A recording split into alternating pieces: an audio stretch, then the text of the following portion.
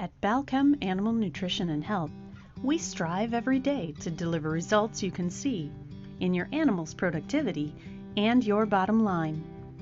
From a smooth transition into the milking string for your fresh cows, to a happy welcome home from your furry friend. From a strong start in your poultry flock, to consistent weight gains for your finishing hogs. We expect to earn your business and your trust with our people, our products, and our science. Our people have an intense passion for your animals and your success. You can count on us for honest, candid advice and practical solutions for your toughest challenges. As the global leader in choline production, chelation, and encapsulation technology, we take our obligation to you and to the environment seriously. Our products are backed by the most extensive and thorough research portfolio, while our business is committed to advancing environmental sustainability and animal welfare. In the end, it all comes down to results. Balchem delivers real results you can count on, results that exceed your expectations, and results that bring true value to your bottom line. Leading the charge to meet the nutritional needs of ruminants, monogastrics, and companion animals, Balchem offers a growing portfolio of nutritional products and a dedication to innovation and industry sustainability. Balchem is here to solve today and shape tomorrow.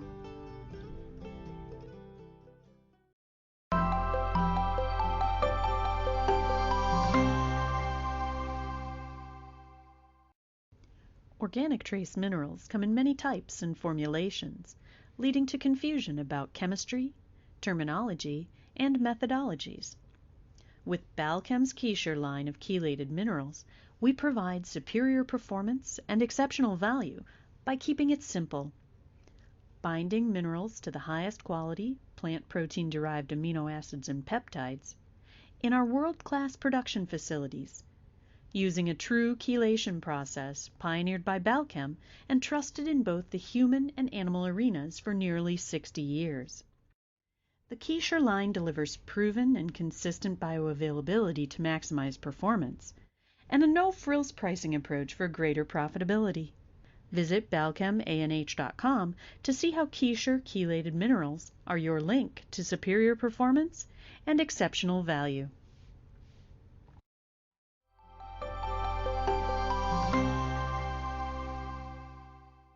Good morning, everyone, and welcome to the Real Science Lecture Series. My name is Scott Sorrell, Director of Global Marketing for Balchem. Today's webinar is our first monogastric webinar for 2022, and we're pleased to be sharing some exciting developments that could have an immediate impact on the health and productivity of swine herds around the world. In today's Real Science webinar, Combating Lipid-Enveloped Viruses, maybe even Covid-19, Dr. Charlie Elrod will take us through some of the newest research into how these viruses replicate and the new tools in the fight against them. I'd now like to introduce Dr. Charlie Elrod. Dr. Elrod received his bachelor degree from Berry College before moving north to Cornell University to complete his PhD degree in animal nutrition. He then spent the next 10 years as a member of the Cornell University Extension faculty and director of New York State Cattle Health Assurance Program. Over the last 20 years, Dr. Elrod has worked as a nutrition consultant, tech service consultant, and R&D lead for an animal health company. In 2015, Charlie founded Natural Biologics to develop unique solutions to the many animal and plant health challenges around the world. And in 2018, Dr. Elrod was appointed as an adjunct associate professor in the Animal Science Department at Cornell University. As the president of Natural Biologics, Charlie works in collaboration with top researchers around the world to fulfill the company's mission of helping producers deliver safe, healthy, and sustainable food to a growing global population. Dr. Elrod, take it away. Hey, thanks, Scott. I appreciate the opportunity to be here today and to visit with people, hopefully around the world that might be interested in this topic. Certainly, it's a pressing issue in every market where swine are managed. I'd like to start off first by thanking my co-author, Dr. Josh Jackman of Sungkyunkwan University in Korea. He's been a collaborator of ours for over 4 years now, and has been integral in conducting and summarizing a lot of these studies I'll talk about today. I'll give you just a little bit of background on the journey that brought us to this point, and that is that could have been maybe 6 years ago or so, we began looking about for pressing challenges that were facing animal industries and ways that we might be able to help shape some solutions for those.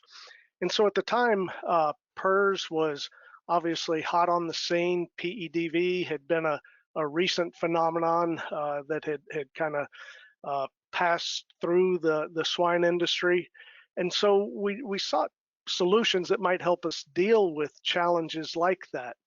And at the time, there was a little bit of data, mostly anecdotal, coming out of Europe, indicating that this monoglyceride, specifically glycerol monolaurate, might be effective at combating the PRRS epidemic.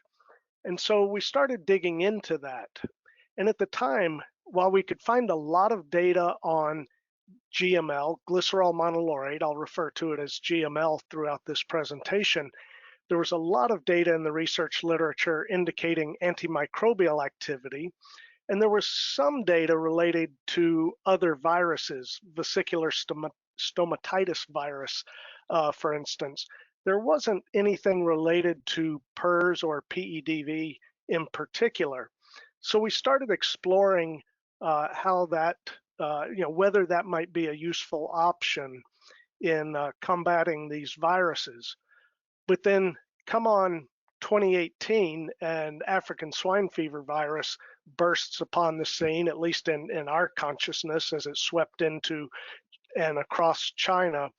And so we turned some of our focus there towards ASF instead of PRRS and PED for a more, hopefully for a more impactful type of solution. Now, most of the work today that I will talk about has been summarized in a couple of publications. So we worked with a couple of collaborators, Dr. Jackman among them, and then one of my old friends, Dr. Dean Boyd, to really try and understand what the state of the art was here a couple of years ago in terms of medium chain fatty acids and monoglycerides and their roles in pig health. And it culminated in the publication of this review little over a year and a half ago in the Journal of Animal Science and Biotechnology, where we summarized all the existing data, or as much of it as we could find, related to swine health and these medium chain fatty acids and monoglycerides. It was a great collaboration, and I think an example of what can happen when you get a swine nutritionist, a physiologist, and a membrane biophysicist in a room to talk about a topic and share their expertise and perspectives can actually end up with some very effective work. Some later work we just published a little over a year ago was related more specifically to our work with ASF. And in that, we reached out to one of the labs that had been dealing with African swine fever virus for a decade or more, and that was at the Antiviral Defense Group in the Institute of Molecular Biology at the National Academy of Science in Armenia. They had a track record of publishing work on ASF that we found quite intriguing, and so we reached out to them to collaborate with us on some studies to see where this might lead. And then we summarized some of that work, especially more particularly from this review, in a Feedstuffs article here in June of 2020, again with Drs. Boyd and Jackman, just to provide hopefully a more widespread, easily digestible version of this lengthier review, just to provide some basis of understanding for the mode of action and the spectrum of activity that these medium chain fatty acids or monoglycerides might have. So I'll start this off with just kind of a brief overview of the chemical nature of the medium chain fatty acids and monoglycerides. In this table, we're looking at the medium chain fatty acids, so those between 6 carbon length and 12 carbon chain lengths, saturated fatty acid tail, carboxyl head group, here for say caproic acid, and then 12 carbon chain with the carboxyl head group here for lauric acid. Now I would just point out, for instance, the melting point. So caproic acid here is pretty much a liquid at room temperature, where lauric acid is more of a soft, waxy type material. More importantly for this discussion is the CMC, or the critical micelle concentration, and I'll talk quite a bit more about that in coming slides. Some of the CMC for some of these compounds has not been determined, but in general, you can see a trend that for capric acid, for instance, the critical micelle concentration is about 3,500 micromolar, and I'll explain the implications of that. Whereas lauric acid is about 900 micromolar. So again, as the chain length increases, the critical micelle concentration decreases. I would also point out, as it's relevant in the use of these compounds in swine feed, for instance, that smell can often be, put pigs off feed. So we want to make sure that we're trying not to put too much of something that would be adverse in terms of feed intake. So as the chain length gets longer, again, the smell or the odor would be reduced. Now for the medium chain monoglycerides, these are the same saturated carbon chains, 6 to 12 carbons long, but instead of that carboxyl head group, they have a 3-carbon glycerol molecule at the head. Okay, so a larger, more hydrophilic head structure at the top of the fatty acid chain. Similarly, as chain length increases, so does melting point. And similarly, as we saw in the other slide, the critical micelle concentration decreases, again with the more hydrophilic head group, but also with the longer fatty acid chain length. So where capric acid by itself was about 3,500 micromolar CMC, the monoglyceride form is about 600 micromolar, so significantly less. And where monolaurate or lauric acid was about 900 micromolar, when you attach that glycerol molecule and make it the monoglyceride form, it's about 60 micromolar. And all of these forms have very minor odor, so little effects on palatability. So I will be talking quite a lot about monolaurate, so the 12 carbon chain form of monoglyceride, but I'll refer to it as GML, or glycerol monolaurate. Now, for those of you that are far enough away from your undergraduate chemistry, we'll talk a little bit about what critical micelle concentration is.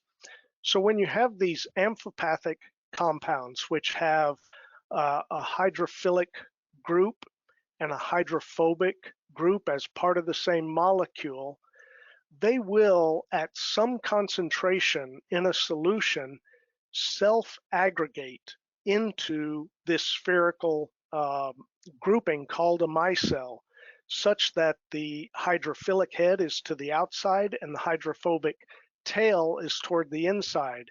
And you might just imagine that this would be a beneficial, more energetically efficient arrangement, rather than having those hydrophobic tails out there interacting in that aqueous solution. So again, at a specific concentration, dependent on the compound, but also on the the solution itself, whether that's a buffered solution, the ionic strength of the solution. So there's some interactions there. It's not a hard and fast number for any given fatty acid or monoglyceride, for instance, but they will self-associate into these micelles, again, to form a more stable mixture. And that is really key to understanding how these compounds can interact with and ultimately disrupt the membranes, whether that's of a bacterial pathogen or a virus. This is a figure from one of Dr. Jackman's publications, one coming out of his lab, where, as I said earlier, Josh is a membrane biophysicist and has really studied quite in amazing detail the interactions of some of these compounds with membranes, particularly bacteria and viruses.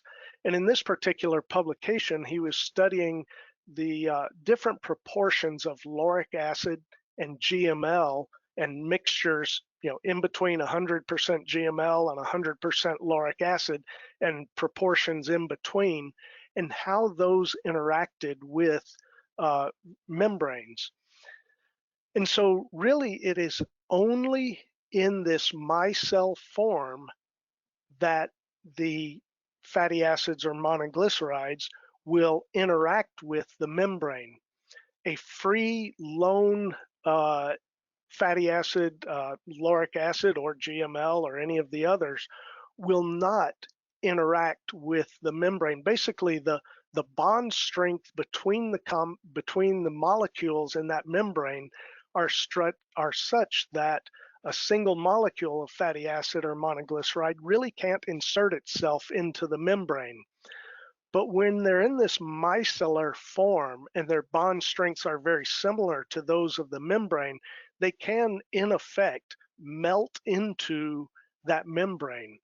And in that regard, they then cause disruptions from that kind of native membrane structure or, say, for instance, phospholipid content, and they cause disruptions. So in this particular paper, Josh described how, the more GML rich the micelle was, it tended to form very large buds in the membrane, whereas the more laurate rich micelles would form these tubules.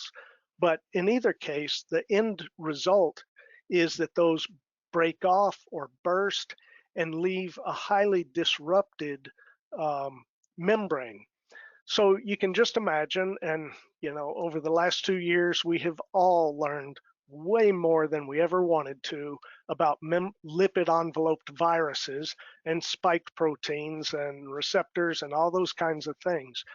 Well, you can imagine that a membrane that is so disrupted is less able to hold on to or stabilize a spike protein or a receptor or anything like that that might be part of the normal membrane structure. So that is highly likely to disrupt that viral function, either virus viability at the outset or affecting that virus's ability to attach to or integrate into a host membrane or host cells. So we'll talk some more about some of these. But I want to take you back to really the beginning of our story with looking at GML. It was about 6 years ago, I believe, that I presented the first data to the veterinary and nutritional group for an integrator, kind of exploring the proof of concept that GML could be effective in fighting off some of the viral challenges. And aside from some of the data on some pathogens and a few viruses, there wasn't a lot out there except as it related to the AIDS virus, so the human immunodeficiency virus. There was quite a bit of research literature related to GML and the AIDS virus. one of the key findings of that research was that in their test tissue, which was human vaginal epithelial cells, that when exposed to the AIDS virus, in the presence of GML, it significantly reduced the inflammatory response. In addition, those authors showed that GML was antiviral or virucidal to the AIDS virus, and they hypothesized that one way GML was able to prevent transmission of the AIDS virus was that by tamping down the inflammatory response, it prevented the recruitment of macrophages to the site of infection so that they in turn did not become infected and spread the virus throughout the body. Similarly, it reduced the viral load, further reducing the likelihood of that macrophage infection and replication and spread. So we really started out and wanted to just validate or verify that anti-inflammatory activity. So we looked at a different system, and this was one developed in Barry Bradford's lab, then at Kansas State University by one of his students, Sarah Savinsky. And this was a mouse cell model system where they could stimulate the cells with LPS, an inflammatory agent, and then look at the inflammatory response by measuring this expression of NF-kappa beta, which is kind of a master signaler in the whole cytokine chain for inflammatory reactions. You could think of it as the Chicago of the national rail system here in the US. So anything going into the inflammatory cytokines kind of has to pass through NF-kappa beta. So they use that as a marker for the ability of compounds to reduce inflammation stimulated by LPS. And what we found, we wanted to test glycerol monolaurate, but also other forms of lauric acid, just to see if there might be other ways to generate the same effect. So we tested GML, straight lauric acid, and also the methyl ester of lauric acid. And we found a really nice dose-dependent reduction in inflammatory response in the presence of any of these forms, different analogs of lauric acid. So it really just confirmed that even though this was a very different measure and system than had been used in the earlier AIDS work, it kind of confirmed the overarching ability of GML or lauric acid analogs to inhibit inflammation.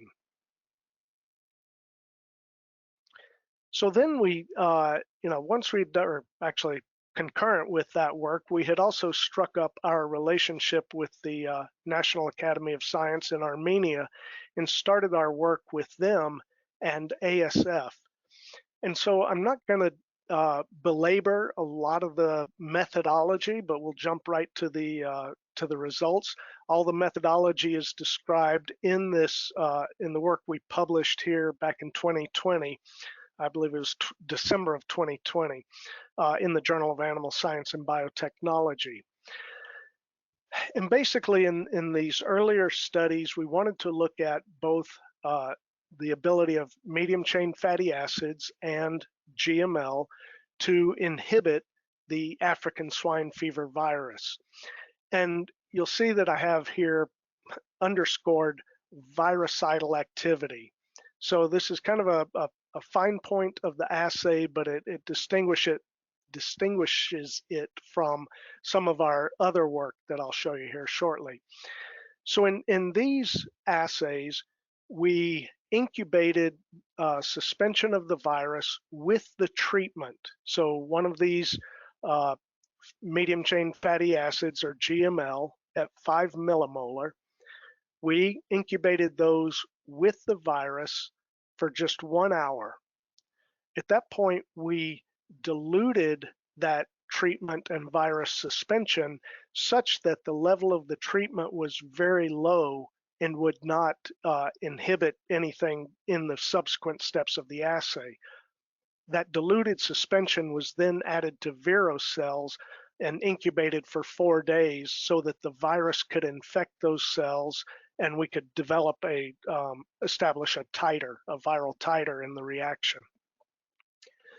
So what this study showed us was that at 5 millimolar, all of the fatty acids and GML were able to inhibit or had virucidal activity against ASF. So between 1.1 and 1.7 log reduction. So 1.7 log is about 98% reduction in viral number. So pretty significant drop in virucidal or significant drop in viral infectivity. However, when we took those concentrations of the test materials down to 250 micromolar, so this is a 20-fold reduction from the previous slide, only GML was virucidal. So at 250 micromolar is a very low level, and again, only GML was virucidal against ASF. We then wanted to explore, just in a sense, kind of like a game of limbo, wanted to see how low we could go and still maintain that virucidal, or in this case, antiviral activity. And here again, I'll just explain briefly the distinction between antiviral and virucidal. In the previous assays, we diluted the test compounds to a point where they would not impact the virus's ability to infect or replicate within a cell. In the antiviral assays, we left the test compounds at the same level. We did not dilute them. So we treated the virus, and then we took for 1 hour, and then we took that suspension and applied it directly to the Vero cells, and then measured the viral titer. And what you can see is that overall, we saw at 250 micromolar about a 2.8 log reduction in the amount of infective virus. So remember, in the other one, we got about 1.7 log reduction in infective virus through virucidal activity, but this additional 1.1 log reduction is presumably due to disruption of either viral fusion with or entry into the host cell, and or disrupting some other part of the viral replication cycle. So a 2.8 log reduction in total in antiviral activity. The other thing I would note is that, remember I said that the critical micelle concentration of GML was about 60 micromolar, and it was only just above that, so at 63 micromolar, that we began to see any significant antiviral activity. And at 125 and then 250 micromolar, that antiviral activity increased. Now, all of these preceding studies had been done with a cell culture adapted strain of the virus, BA17V. And this particular strain is used all around the world for these kinds of in vitro studies. However, that viral strain has been passaged so many times in order to make it stable in cell culture systems, it's actually no longer able to infect pigs. So we wanted to make sure that the work we had done would translate into the real world. So our next study was very similar to this one. We tested the same concentrations, whatever, but we were using the Armenia 07 strain, which is a wild type ASF, and we had to switch to a different system. So instead of using the Vero cells in the previous studies, we had to use fresh porcine lung macrophages, porcine alveolar macrophages that we harvested from pigs. And while the units on the scale, so, and I apologize for not explaining this earlier in these previous studies is a tissue culture infective dose, 50% tissue and culture infective dose on a log scale.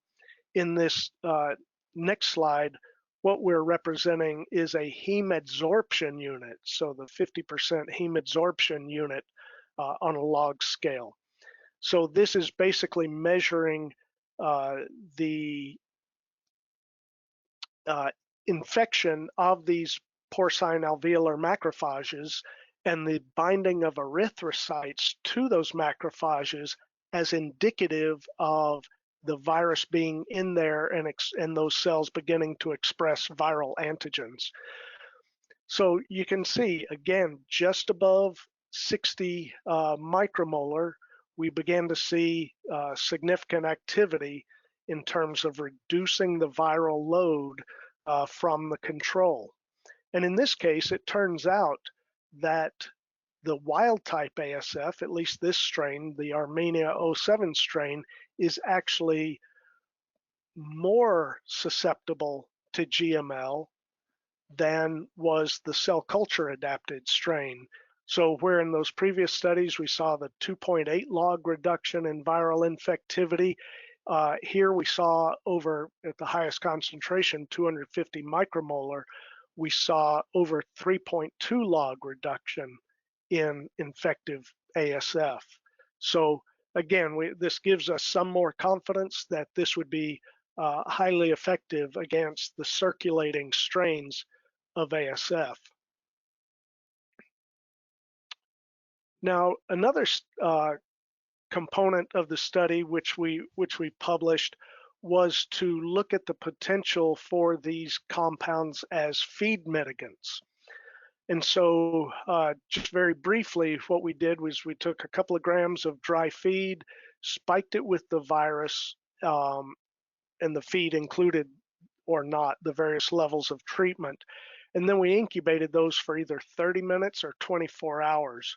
We then added media, separated all that out, and took aliquots for virus recovery, as we've talked about, using virocells and the infectivity there. We also did PCR for viral DNA. And then lastly, we did an ELISA for P72, which is a major structural component of the capsid or shell of the ASF virus.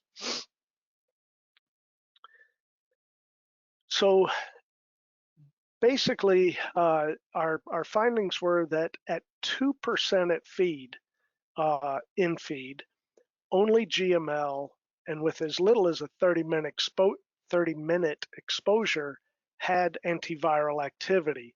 So this happened to have been, in this study, a medium chain fatty acid blend. It was a 1-to-1-to-1 C8, C10, C12 mixture, mixed it from 1/4 to 2% in the feed, and similarly with the GML from 1/4 to 2% in the feed. And only at the 2% level did we observe antiviral activity.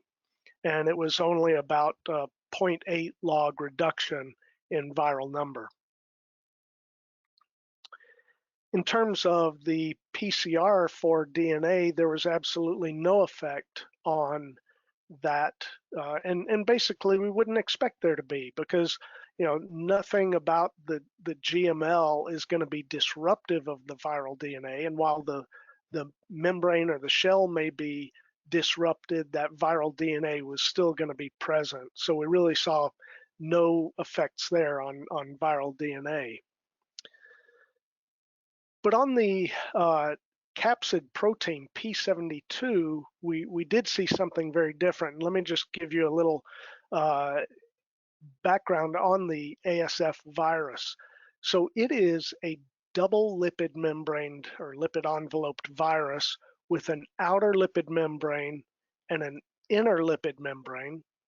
And then in between is this protein capsid, which is basically, it covers about, this P72 protein covers about 92% of the surface area of the ASF virus. And this protein exists all across the shell in trimers. So basically 3 of the P72 proteins associated into a group. And from the structural studies of the P72 protein, you can see that it's got a hydrophobic tail, or feet I'll liken it to, and a hydrophobic head, and then it has a hydrophilic arm that reaches out. And so 3 of these proteins will associate, and it's kind of like 3 of us standing together, each of us with our right arm around the other. And our feet are embedded in the inner lipid membrane, and our heads are embedded in the outer lipid envelope. And so that's the way this P72 helps protect the integrity of the virus. Dr. Scott D in one of his webinars has likened ASF to, I believe it was a Sherman tank, compared to the butterfly of say PED or PRRS, being single lipid enveloped viruses. So really a very sturdy virus here. And what we saw from these studies is that the antibody in the ELISA was looking for conformationally intact P72. And so what we can see here is that at as little as 0.5% GML in the feed, we began to see a reduction in conformationally intact P72. And similarly at 1% and even more so at 2% GML. And our take on this is that with the disruption of certainly the outer lipid envelope and perhaps the inner envelope, these proteins, which are standing there, with their arm around their buddy, their heads, get destabilized, and they begin to unwind and they begin to unwrap, and so they no longer have that conformational shape that would allow detection by the antibody. So we don't think there's direct effects on the P72 protein, but rather disruption of its anchors at the head and the tail of the protein. So this would very likely contribute to an inability of the virus to attach to or infiltrate or replicate within the host cell. So now I'll turn a little bit, because we focus mostly on ASF to this point, and I'll just give a little bit of comparison between some of the other viruses back where we started this journey, but also bring it forward to more recent. And as I said, we're all way too familiar with the SARS-CoV-2 virus that has been running rampant for the last couple of years. So I've tried to represent these in their relative, roughly proportional to their real sizes. So PEDV is a coronavirus. It's an alpha coronavirus, single lipid envelope. PRRS similarly, is a single lipid envelope, but member of a different genus, Arteriviridae. But a much smaller virus, still has the lipid envelope, but spike proteins and other proteins. African swine fever is the only member of the ASFV group, double lipid envelope, and this protein capsid. And then SARS-CoV-2, which is also a coronaviridae, but a member of the beta coronavirus. So again, some similarities there, but also an awful lot of differences. So we'll go back now to where at least our journey started several years ago. But after making the divergence into working with ASF, we lately came back to PRRS, and in some in vitro work we conducted in collaboration with Chad Risley from Berg and Schmidt and Dr. Diego Deal at the Cornell Veterinary College in the diagnostic lab. We looked at some various monoglycerides and lauric acid along with GML and their ability to inactivate the PRRS virus. And so basically you can see that monocaprolin, lauric acid, and GML were all highly antiviral. So this would include, in these studies, we did not try to distinguish between virucidal and other antiviral activities. Just it was straight up antiviral activity, but completely, for all intents and purposes, completely eliminated infective virus. So C10, monoglyceride, lauric acid, and GML all completely inactivated the virus.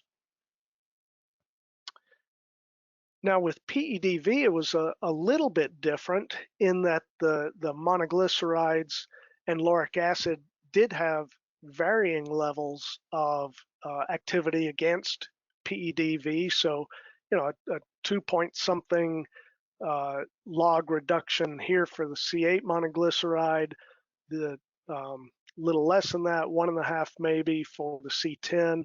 Lauric acid, about a 3.2 log reduction, but GML completely obliterating the PED virus. So in vitro, highly effective against the virus. We're currently undertaking some studies to look at lateral transmission of GML against some of these viruses to validate whether this carries through into pigs. Now we're sharing some data from Berg & Schmidt, and this was one of the Pipestone challenges, which I'm sure everyone is familiar with, where an ice block with the viruses frozen inside is tossed into a feed bin, and that's allowed to feed out into the pigs. And in this particular study, relative to PRRS, when the feed was sampled, about a 67% reduction in positive feed samples in the GML treated feed, about an 83% reduction in positive oral samples, so oral swabs looking for DNA of the virus. So a significant reduction there, 83%. And then in terms of pigs that seroconverted, a complete elimination of seroconversion of those pigs or presence of the virus in the serum, and also complete elimination of positive signs, clinical signs of PRRS in those pins. Also, during the study, the pigs on the GML treatment, maintained a relatively decent rate of gain compared to the control animals, where 100% were positive serum, 100% of the pins showed clinical signs, and then average daily gain was definitely affected. So again, kind of a proof of concept that this can be an effective mitigant when used in feed. So now to kind of wrap this up, I'll turn the attention to the relationship or potential relationship with COVID-19 or SARS-CoV-2. So this is a study that was just published a few weeks ago by an Italian group, and it was quite interesting in that they were doing metabolomics of exhaled breath in both healthy and COVID-19 subjects. Now, among the healthy subjects, some of them had COVID in the past, but were no longer symptomatic and didn't have any positive signs, versus patients who had active COVID infections. And so what they did was they collected exhaled breath and then collected the condensate from that, so the moisture contained in that exhaled breath. And then they did very wide-ranging metabolomics. So they weren't looking for any specific target class of compounds, but really whatever it might find. So they used, gas chromatography and mass spectrometry and all kinds of analytical tools and artificial intelligence to really help pick up what some of these some of the differentiators might be, because they were at the end of the day looking for perhaps non-invasive biomarkers that could distinguish between healthy and infected people. So quite interestingly, the healthy subjects, it wasn't so much what could be found in the breath of the infected people, but rather the differentiator was what could be found in the breath of the healthy subject. And so it was the presence of GML and monomyristate, which is the monoglyceride form of myristic acid, or C14. So here in these two graphs, you can see, basically here's the level of monolaurate, or GML, in the breath of COVID-19 infected patients versus the breath of healthy subjects. And similarly with the monomyristate, the COVID-19 patients had very low levels, whereas the healthy patients had higher levels.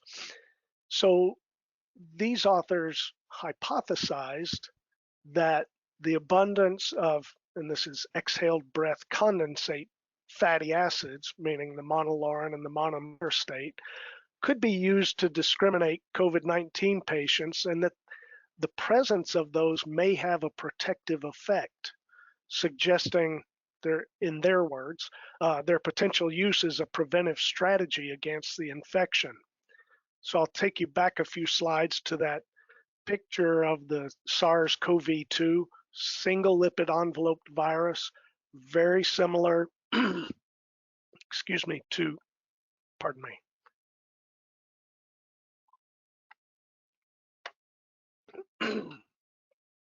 very similar to the PRRS virus, and the potential that this could be used to help treat or prevent COVID-19 in humans. So I'll wrap this up now. Basically from our studies, we showed that both MCFAs and GML had virucidal activity at a fairly high concentration, 5 millimolar, resulting in a 1.1 to 1.7 log reduction.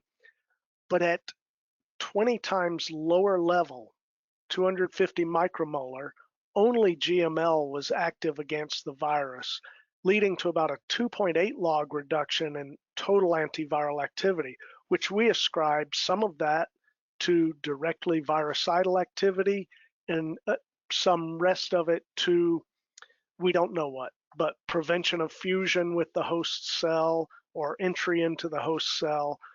We don't know at this point. We haven't done the time of entry or any of the other types of studies to further characterize that effect. In feed, only GML was active against ASF, and only at 2%, which is a ridiculously high level of GML in the feed. We would never be able to feed it at that level. But it was very short acting, 30 minutes, and about almost a 1 log reduction. And then also in that study in feed, GML also significantly disrupted that major capsid protein. So again, probably inhibiting the ability of that virus to attach to and infiltrate into a host cell. And then, in terms of the other viruses, we had a few candidates there that we tested that eliminated PRRS in vitro, and only GML completely eliminated PED, although the others did between 1.5 and 3 log reductions. And then also GML significantly reduced the level of PRRS in feed, the number of positive oral samples, seroconversion, and appearance of any clinical disease, and that was at a rate, an inclusion level of about 4.5 pounds per ton of feed, or 2 kilos per ton of feed. So a much more reasonable and effective level. And then it completely eliminated clinical signs and also helped maintain average daily gain. Now, in terms of any conjecture, GML and monomyristate were present in the breath of healthy subjects, and it's probably likely that SARS-CoV-2 could be susceptible to the disruption of GML. It's such a generic, non-specific type of disruption. It's not dependent on interaction with any specific protein or other compound. It's just a very generic. It's why soap is still effective at killing viruses. It just completely disrupts that membrane, and so GML is working in a very similar way. And the presence of GML in the respiratory mucosa, to me, suggests that it's getting into circulation and can help fight whether it's microbial, viral, or inflammatory challenges that an animal faces. It can be an effective tool to get into the animals. So I'll wrap this up finally with some acknowledgements. I certainly didn't do this work on my own. Again, Dr. Joshua Jackman, a valued colleague and collaborator. Dr. Hovakim Zakarian at the Armenian National Academy of Science, where we did all our ASF work and continue to do studies on other classes of compounds which may prove to be antiviral. Dr. Dean Boyd from Animal Nutrition Research, who's been a mentor and friend for quite a while. Diego Deal at Cornell Vet School, a very qualified virologist and a great collaborator. And Dr. Chad Risley from Berg and Schmidt, who we have worked with for several years on some of these studies. And I will say that any omissions or mistakes are solely my own and not any of their responsibility. And if I've misstated, misquoted, or you have further questions, please feel free to start a conversation. Here's my email address. And with that, I'll turn it back over to the moderators, and I think we may have time for a few questions. Thank you, Charlie.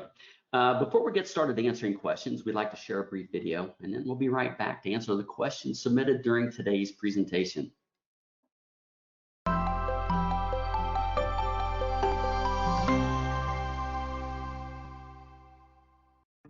As the global leader in choline, Balchem has spent more than 50 years perfecting the art and science of choline chloride production. The new Puricol line delivers the highest standards of quality, produced in state-of-the-art manufacturing facilities, and backed by the strictest process controls for a level of purity, safety, and consistency you can't find anywhere else. Turn to Puricol choline chloride from Balchem for an unmatched level of quality you can trust. Visit balchemanh.com to learn more. As a reminder, you can still submit questions through the questions pane on the attendee control panel. Dr. Elrod, your first question comes in from James. The question is, if the mode of action of GML/GM Micelle is disruptive of viral membrane, why is it specific for viruses and not have an effect on other cells, single versus bilayer membrane structures? Yeah, it does in fact. So there is a wide range of bacterial pathogens against which it has effects, antimicrobial effects. Those actually, that's how I came to meet Dr. Jackman, was an extensive review that he published on the antibacterial activity of fatty acids and monoglycerides. Now, and I did a seminar up at Cornell recently for the grad students on this same topic, and the same question came up: is if you're giving this to an animal and it's disrupting the cells of that animal, the intestinal lining, you're going to stimulate all kinds of trouble. But basically, GML does have a GRAS status. All of the toxicity studies have been done, and at any of the levels we would use in animals are were found to be safe and not disruptive of our cellular membranes, for instance. All right, thank you, Charlie. Next question, are there plans to do more animal trials? Absolutely. Absolutely. Yeah, in fact, we've recently received funding, a CAT grant from the Center of Advanced Technologies at Cornell to do some animal studies with this, with PED and PRRS. So that data will be forthcoming. And then, we're looking for places, collaborators to take some of this into challenge studies with ASF, but places to do that work and funding to do that work are both hard to come by. So we'll certainly be pushing that initiative as much as we can. Thank you. Kind of basis the in vitro work that you've done and the concentrations that you've used.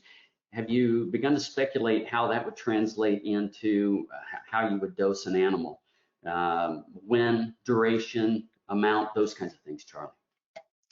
Yeah, so at the moment, we would focus that on most susceptible populations, and what we're finding, just like we did in that, or was done in that Pipestone challenge, about 2 kilos per ton of feed, seems to be pretty effective, at least in fighting off that PRRS challenge. And so we would focus that on sows especially, but also in the nursery, and trying to protect those more vulnerable populations.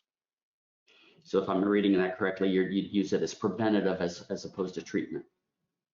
Yes, yes. Very well. Next question comes in from another Jim. Would the use of stabilized H2O2 in the drinking water help reduce the amount of GML needed to limit or eliminate the viruses specific to double lipid? In terms of interactions between GML and hydrogen peroxide, I don't know what those would be, since this is a saturated carbon chain, fatty acid chain. Oxidation of that or anything is probably not much of an issue. I'll just be honest in saying that I spent several years working in water quality, more related to dairy cattle, but I'm not a big fan of hydrogen peroxide. I think its antibacterial activity is fairly easily quenched, if you will, and so whether it would augment or detract from the GML activity, I really can't speak to. All right, Charlie. The next question comes in from Lindsay. Have you completed any antiviral work on ASFV with the WT virus or subsequent analysis with the P72 ELISA assay? Virus uptake mechanism by macrophages may differ from the vero cells.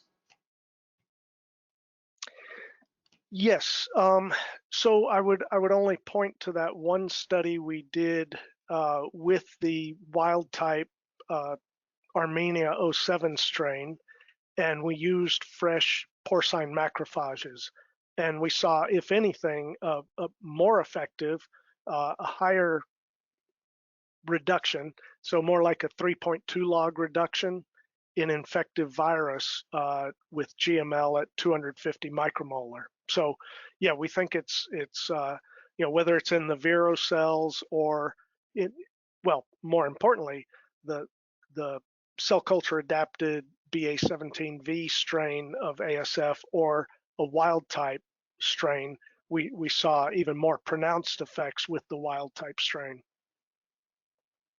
All right, in macrophages. Next question comes in from Terry. In the feed study, does Dr. Elrod feel that GML in feed longer than 30 minutes would have a better effect? So we did that. I only reported the 30-minute data, but we did it for both 30 minutes and 24 hours. And what we saw was actually a natural degradation of the viral load in the feed over 24 hours. I think it was about a 0.8 log reduction between the start and 24 hours.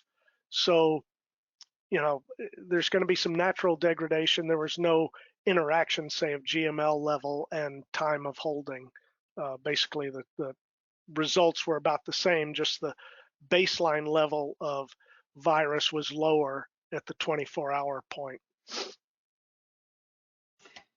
Very well, Charlie. We're at the top of the hour, which means we're getting close to the time we need to stop here, but I'll make time for one more question. Does the lipid composition of the enveloped virus affect the antiviral activity of GML and MCFA?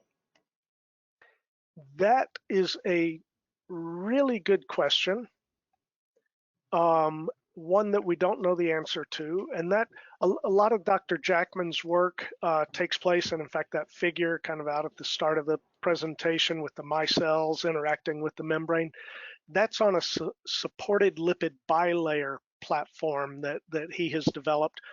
And so I think the next iterations of his work will be to look at different lipid membrane compositions and study the interactions of fatty acids or monoglycerides with those different membranes. So all I can say there is stay tuned.